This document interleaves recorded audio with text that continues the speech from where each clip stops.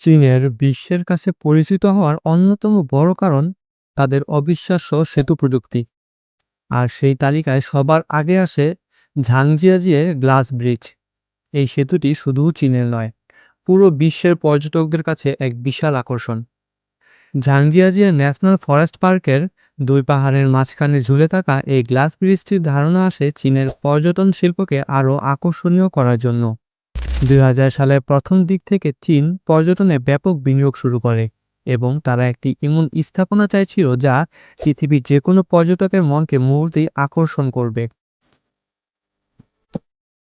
এই সেতু তৈরির আগে প্রকৌশলীরা সবচেয়ে বড় চ্যালেঞ্জের মুখোমুখি হয়েছিলেন পাহাড়ের মাঝখানে বাতাসের তীব্রতা। ঝাংজিয়াজিয়া পাহাড়ে বাতাস ঘন্টায় ৬০ থেকে ৭০ কিলোমিটার পর্যন্ত বয়ে যেতে পারে। এজন্য নির্মাণে ব্যবহৃত হয় ত্রিস্তর ল্যামিনেটেড গ্লাস, যা ভেঙে যাওয়ার পরও একসঙ্গে ধরে থাকে। সেতুটি তৈরি করতে ৫ বছর লেগেছিল। প্রকৌশলীরা গ্লাস প্লেট বসানোর আগে প্রতিটি গ্লাসকে ৩০০ বারের বেশি চাপ পরীক্ষা করেছেন, কারণ সামান্য একটি ভুলও পর্যটকদের জীবনের জন্য ঝুঁকি হতে পারত। কেন সেতুটি তৈরি করা হলো? মূলত ৩টি কারণে: পর্যটন শিল্পকে আন্তর্জাতিক স্তরে উন্নীত করা, চীনের প্রকৌশল সক্ষমতা পৃথিবীকে দেখানো, পাহাড়ি এলাকাকে মানুষের কাছে সহজলভ্য করা। আর এই গ্লাস ব্রিজ দিয়ে প্রতিদিন হাজার হাজার মানুষ হাঁটে। এটি চীনের অর্থনীতিতে ব্যাপক অবদান রাখছে এবং দেশের সেতু প্রযুক্তিকে বিশ্বের সামনে নতুনভাবে তুলে ধরে। হংকং জুহাই ম্যাকাও ব্রিজ, এটি পৃথিবীর দীর্ঘতম সমুদ্র সেতু। নাম শুধু সেতু, তবে এটি একসঙ্গে সেতু প্লাস সুড়ঙ্গ প্লাস কৃত্রিম দ্বীপ সবকিছুর সমন্বয়। দৈর্ঘ্য প্রায় ৫৫ কিলোমিটার, যা আগে কেউ কল্পনাও করেনি। এই প্রকল্প শুরু করার পেছনে প্রধান উদ্দেশ্য ছিল চীনের ৩টি গুরুত্বপূর্ণ শহরকে একসঙ্গে যুক্ত করা: হংকং, জুহাই এবং ম্যাকাও। এই ৩ শহরে প্রতিদিন লাখ লাখ মানুষ ব্যবসার কারণে যাতায়াত করে। আগে তাদের ফেরি ব্যবহার করতে হতো, যা সময় সাপেক্ষ ছিল। চীন চেয়েছিল পার্ল রিভার ডেল্টা অঞ্চলে এক বিশাল অর্থনৈতিক জোন তৈরি করতে, যেখানে দ্রুত যাতায়াত ব্যবসাকে আরও সহজ করে তুলবে। সেতু নির্মাণের সময় সবচেয়ে বড় সমস্যা ছিল গভীর সমুদ্রের স্রোত। অনেক জায়গায় পানির গভীরতা ৪০ মিটার ছাড়িয়ে যায়, যেখানে বিশাল পিলার বসানো এক কঠিন কাজ ছিল। তাই প্রকৌশলীরা সমুদ্রের নিচে বিশেষ সিসমিক রিং ব্যবহার করেন, যা ভূমিকম্পের চাপ সামলাতে পারে। এই সেতুটি তৈরি করতে লেগেছে ৯ বছর এবং খরচ হয়েছে $২০ বিলিয়ন বেশি। কিন্তু এর সুফল আজ লক্ষ লক্ষ মানুষ প্রতিদিন পাচ্ছে। এটি চীনকে বিশ্বের উন্নত দেশের কাতারে এনে দাঁড় করিয়েছে, কারণ এমন বিশাল সমুদ্র সেতু আজও অনেক দেশ নির্মাণের সাহস করে না। দুজাফু রেলওয়ে ব্রিজ। দুজাফু ব্রিজ পৃথিবীর অন্যতম উচ্চতম সেতু। অ্যামেজিং বিষয় হলো, সেতুটি প্রায় ৫,৫০০ মিটার উঁচু একটি গভীর গিরিখাদের উপর ঝুলে আছে। চীন কেন এত উচ্চ সেতু তৈরি করল? গুইজৌ এবং ইউনান, এই দুই অঞ্চলের মানুষ আগে পাহাড়ি কারণে একে অপরের সঙ্গে যোগাযোগ করতে পারত না। রাস্তা ছিল অত্যন্ত বিপজ্জনক। তাই সরকার সিদ্ধান্ত নেয় একটি সেতু তৈরি করবে, যা যাত্রার সময়কে ৫ ঘন্টা থেকে কমিয়ে মাত্র ৫০ মিনিট এনে দিবে। নির্মাণের সময় প্রধান সমস্যাগুলি ছিল গভীর খাদের বাতাস, রশি ও কেবল টাঙানো পিলার বসানোর জায়গাই ছিল না। প্রকৌশলীরা প্রচলিত পিলার ডিজাইন বাদ দিয়ে কেবল স্ট্রেইট ডিজাইন ব্যবহার করেন, যেখানে দুই প্রান্ত থেকে তার টান দিয়ে সেতুকে ধরে রাখা হয়। আজ দুজাফু ব্রিজ পশ্চিম চীনের বাণিজ্য ও যাতায়াতে বিপ্লব ঘটিয়েছে এবং চীনের অর্থনৈতিক বৈষম্য কমাতে বড় ভূমিকা রাখছে। শানসুই গ্র্যান্ড ব্রিজ, এটি একটি রেলওয়ে ব্রিজ, কিন্তু এর বিশেষত্ব হলো এটি ১,০০০ কিলোমিটারের বেশি দীর্ঘ। গুয়াংজৌ জুহাই রেল লাইনে অন্যতম প্রধান সংযোগ। ভূমিকম্প সহনীয় প্রযুক্তি ব্যবহার, দ্রুতগতির ট্রেনের জন্য কম্পন নিয়ন্ত্রণ প্রযুক্তি। চীন এই সেতুটি মূলত দ্রুতগতির ট্রেন পরিষেবাকে আরও শক্তিশালী করতে তৈরি করে। এর আগে দক্ষিণ চীন থেকে উত্তরে পণ্য ও যাত্রী পরিবহন সমসাপেক্ষ ছিল। সেতুর ইতিহাসের বড় অংশ যুক্ত চীনের রেলওয়ে আধুনিকায়ন উদ্যোগের সঙ্গে। ২০০৮ সালের পর চীন দ্রুতগতির ট্রেনে ব্যাপক বিনিয়োগ শুরু করে। তখনই এ ধরনের সেতুর প্রয়োজন দেখা দেয়। নির্মাণের সময় বন্যা, দুর্বল মাটি এবং উঁচু নিচু ট্যারেন প্রকৌশলীদের অনেকটা বেকায়দায় ফেলেছিল। পরে তারা ডিপ পাইলিং এবং ওয়াইড স্প্যান আর্ক প্রযুক্তি ব্যবহার করে সমস্যা সমাধান করে।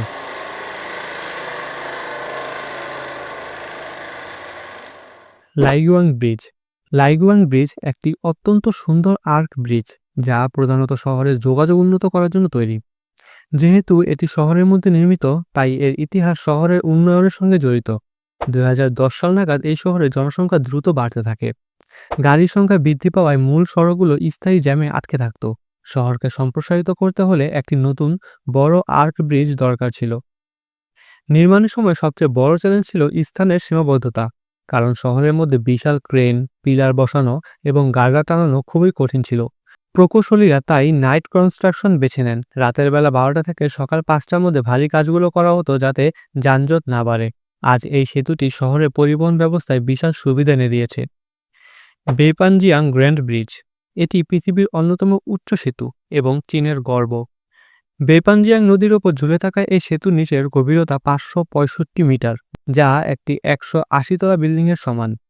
ইতিহাস বলছে এই অঞ্চলে দীর্ঘদিন ধরে যোগাযোগ ছিল চীনের সবচেয়ে বড় সমস্যার একটি। পাহাড় ঘেরা অঞ্চল হওয়ায় রাস্তা তৈরি করা কঠিন ছিল। চীন চেয়েছিল দক্ষিণ পশ্চিম অঞ্চলে অর্থনৈতিক উন্নয়ন ঘটাতে হলে প্রথমে যোগাযোগ ব্যবস্থা শক্তিশালী করতে হবে। তাই 2013 সালে এই বিশাল সেতু প্রকল্প শুরু হয়। সমস্যা ছিল অনেক। মাটির গঠন অসম, বাতাস প্রচণ্ড, গভীর জায়গায় পিলার বসানো অসম্ভব। তাই চীন বিশ্বের সবচেয়ে শক্তিশালী স্টিল ট্রাস সিস্টেম ব্যবহার করে। সেতুর প্রতিটি জয়েন্টে কম্পন শোষণ প্রযুক্তি ব্যবহার করা হয়েছে যাতে 7 মাত্রার ভূমিকম্পেও কোনো সমস্যা না হয়। বেইপানজিয়াং ব্রিজ স্থানীয় মানুষকে মাত্র কয়েক মিনিটে পারাপারের সুযোগ দিচ্ছে, যে পথে আগে 5 ঘন্টা লাগত। Looping stone arch bridge. এটি চীনের অন্যতম প্রাচীন পাথরের তৈরি আর্ক সেতু। ইতিহাস বলছে প্রায় 500 বছর আগে স্থানীয় কৃষক ও ব্যবসায়ীদের সুবিধার জন্য এটি তৈরি করা হয়েছিল। সে সময় নদী পারাপারের জন্য নৌকা ছিল একমাত্র উপায়। বন্যার সময় নৌকাও চলত না, ফলে বাজারে পণ্য আনা নেওয়া বন্ধ হয়ে যেত। সমস্যা সমাধানে স্থানীয় শাসকরা স্থির করেন প্রাকৃতিক পাথর কেটে এমন এক আর্ক বানানো হবে যা নিজেই ভার বহন করতে পারবে। কোনো লোহা বা স্টিল নয়, শুধুই পাথর এবং চুন। আজও এই সেতুটি চীনের প্রাচীন প্রকৌশল দক্ষতার এক অসাধারণ উদাহরণ। দংহাই ব্রিজ। চীনের সাংহাই বন্দর পৃথিবীর অন্যতম ব্যস্ত বন্দর, কিন্তু আগে মালবাহী ট্রাকগুলোকে দীর্ঘ পথ ঘুরে বন্দরে যেতে হতো। এতে সময় নষ্ট হতো, অর্থনীতিতেও প্রভাব পড়ত। চীন এই সমস্যা সমাধানে 15 কিলোমিটার দীর্ঘ দংহাই সেতু নির্মাণ করে, যা সরাসরি গভীর সমুদ্র বন্দরকে সাংহাইয়ের মূল শহরের সঙ্গে যুক্ত করে। নির্মাণের সময় বড় সমস্যাগুলো ছিল সমুদ্রের ঢেউ, উচ্চতা, সাগরের নিচে নরম মাটি। প্রকৌশলীরা সমুদ্রের নিচে 100 মিটার গভীর পাইলিং বসিয়ে সেতুকে স্থিতিশীল করে। এটি চীনের বাণিজ্যিক উন্নয়নের সবচেয়ে বড় উদাহরণগুলোর একটি। ফেরিং গ্লাস সাসপেনশন ব্রিজ। চীনের আরেক গ্লাস ব্রিজ, তবে এটি পুরোপুরি সাসপেনশন সিস্টেমে ঝুলে আছে। উঁচু পাহাড় এবং সরু খাদ হওয়ার কারণে সাধারণ আর্ক বা পিলার ব্যবহার করা সম্ভব ছিল না। সেতুর ডিজাইনাররা গ্লাস স্টেপ ব্যবহার করেন যাতে মানুষের হাঁটার সময় পায়ের নিচে সরাসরি খাদ দেখতে পারে। এটি পর্যটকদের জন্য ভয়ঙ্কর হলেও আকর্ষণীয়। সেতুটি তৈরি করা হয়েছিল পর্যটন শিল্পকে বাড়ানোর জন্য, কারণ পশ্চিম চীনের পাহাড়ি অঞ্চলগুলোতে ভ্রমণকারী কম ছিল। এই ব্রিজ তৈরির পর পুরো এলাকা অর্থনৈতিক উন্নয়ন দেখতে শুরু করে। চিয়ানচেন গ্র্যান্ড ব্রিজ। চীনের স্মার্ট প্রযুক্তির যুগের অন্যতম প্রতীক হলো এই ব্রিজ। সেতুর প্রতিটি অংশে বসানো হয়েছে সেন্সর, লোড মনিটরিং, কম্পন বিশ্লেষণ, বায়ুগতির পরিমাপ। চীনের প্রকৌশলীরা এমন সেতু তৈরির পরিকল্পনা করেন যেটি নিজেই নিজের স্বাস্থ্য পরীক্ষা করতে পারবে, কারণ চীনে প্রতিদিন লক্ষ লক্ষ গাড়ি সেতুর উপর দিয়ে যাতায়াত করে। দুর্ঘটনা ঠেকানোর জন্য রিয়েল টাইম ডাটা অত্যন্ত গুরুত্বপূর্ণ। এই সেতুটি তৈরি করতে প্রধান সমস্যা ছিল সেন্সরগুলোকে চরম তাপমাত্রার মধ্যে কার্যকর রাখা, তাই বিশেষ হিট রেজিস্ট্যান্ট উপকরণ ব্যবহার করা হয়।